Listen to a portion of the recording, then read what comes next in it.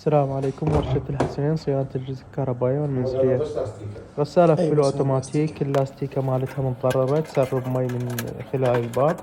بعد ما جبنا له لاستيكة جديد بدلناه مثل ما تلاحظون. كملنا هنا الشغل مالتها، بلشنا نشد بالجهاز، رجع الجهاز شغال وأي تسريب ما بيه.